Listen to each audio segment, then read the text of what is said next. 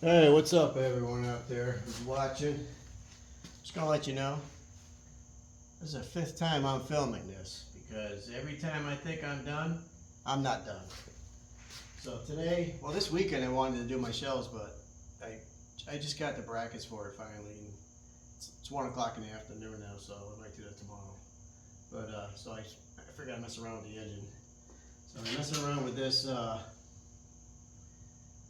stud girl, or was it the crank girl kit, the mains. And it's a little work to get it to fit in there. I'm gonna take this off real quick, this pump. This pump I'll show you real quick. A little bit of clearancing had to be done. And I got the PRW studs. I'm using those because I have to, because I need a longer studs. And I'm gonna use the ARP nuts. And the ARP kit came with this one random nut. It's a 12 point, which I finally figured out what it's for. It's for the oil pump, to clear the oil pump. But even with this nut, it still ain't clear totally, because there's a shoulder down on the nut. And the shoulder, let me see, I don't know if it's gonna focus, but the shoulder was hitting right here where I had to grind a little bit out. So, fix that, get the oil pump clearing. I got this clearing. I'm gonna pop this off real quick.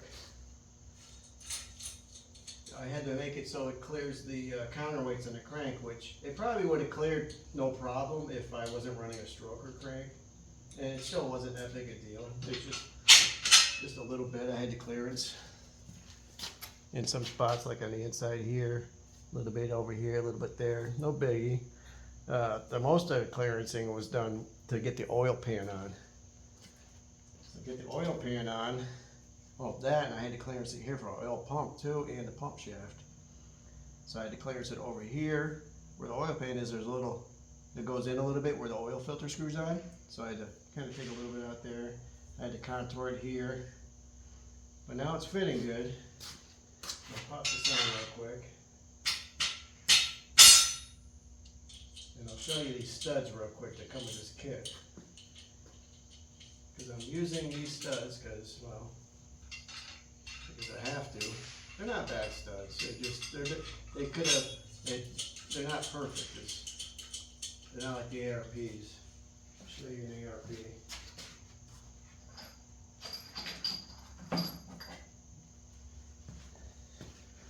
You see this ARP stud.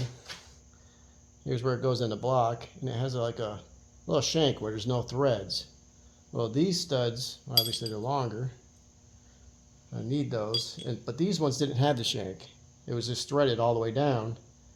And I did this. I ground them all down and gave them a little shank just like the ARP one.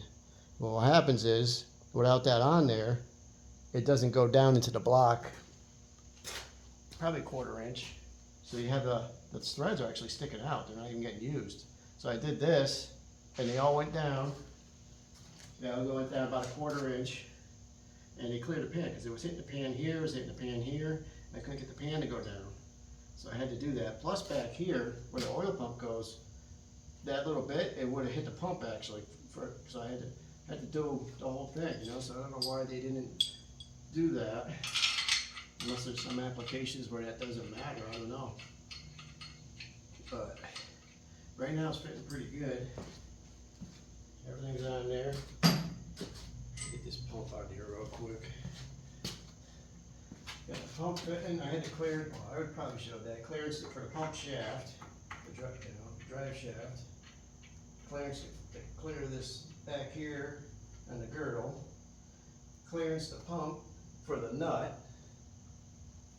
So everything's clearanced. I got the pan fitting pretty good. Actually, it fits real good now.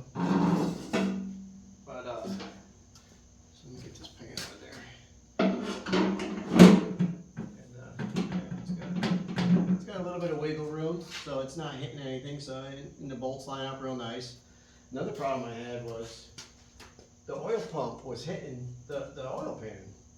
This is the oil pan that was on the engine when I got it. This is the oil pump that was on it. So I had to kind of twist the pan, you know, to get the bolts on one side, so because they didn't want to really line up with the holes. They line up, but they're you know, they were kind of a pain in the butt, you know. So I took a hammer and I dented out the pan a little bit.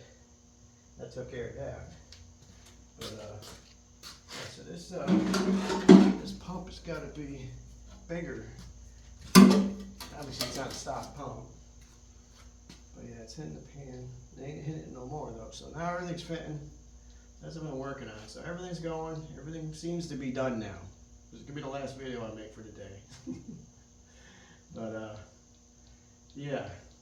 So I'm gonna double check everything just to make sure, because I'm gonna take it all apart and I want to wash the engine down, wash the crank, wash everything. I got some paint over here, which I got over at Tractor Supply.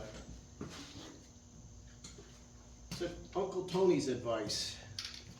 This is good stuff. I like Rust-Oleum, so I'm gonna use this Rust-Oleum Rusty Metal Primer on the block after I wash it and dry it and all that.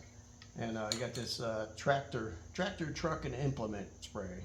So if it's good enough for a tractor, it's good enough for my block. Plus it looks like Chevy orange, you know. That's what I'm gonna do to paint it.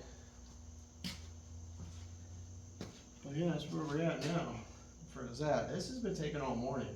You know, it's a lot of trial and error, fitting it into the pan, seeing where it's hitting, and but it's nice now. It's clear and everything's good. But I'm gonna show you the engine bay real quick. So I go over here, get you in there, so you can see those mounts. Those are solid pads. Those bolt right to the block. There's no engine mount that goes in between there. You put the block in and it bolts right to those. Took me a while to figure that out. I was like, how do you put a motor in this damn thing? But let me get you angled so you can see the firewall. So I know it's going to hit the firewall because I already measured from the back bolt to the firewall, and I measured how far it is on the block, and it's going to hit the firewall. There's no doubt about that. So I'm going to have to cut the firewall out. And I was looking at firewalls on, you know, online. They got firewalls, and they got more clearance and all that, but they're like, I don't know, $500-600, some of them. Some of them are cheaper. But I saw this video with Oldtimer, and he takes a wheelbarrow and goes like Tractor Supply or whatever, gets a wheelbarrow, metal one, cuts it, makes it fit in there, fits right. It looked beautiful. So I was like, you know what? That's all I want. So I want something cheap, something that's gonna look good. I want my motor to fit. I want to be able to adjust the timing and all that. I'm not sure if I'm gonna have wipers when I'm done, but I think he kept his wipers too, though. I think on one of them he did. He doesn't do it on all of them, but he had one where he cut it differently so he can keep the wiper bracket and stuff. So I don't know if I'm gonna worry about that or not. But yeah, so I'm gonna do this. I got some of the brackets for the shelving, so I might do that too after I do this. I might watch. I don't know what I'm gonna do, but I'm done with this finally. So trying to show everything that I had to do in case someone buys a kit, one of these girdle kits. I'm using the ARP nuts because they're nicer than the ones that came with the kit, and the washers are nicer too. Plus this nut came with the ARP kit, this 12-point, which this one doesn't come with this nut. So if you don't have it, I guess you're gonna have to try to source one, because the nut, that ARP one, both nuts, they jam right into the pump. I guess you can grind the pump down even more to make it fit, but I mean that's just real jank, you know. So yeah, there it is. Yeah, it's looking good finally.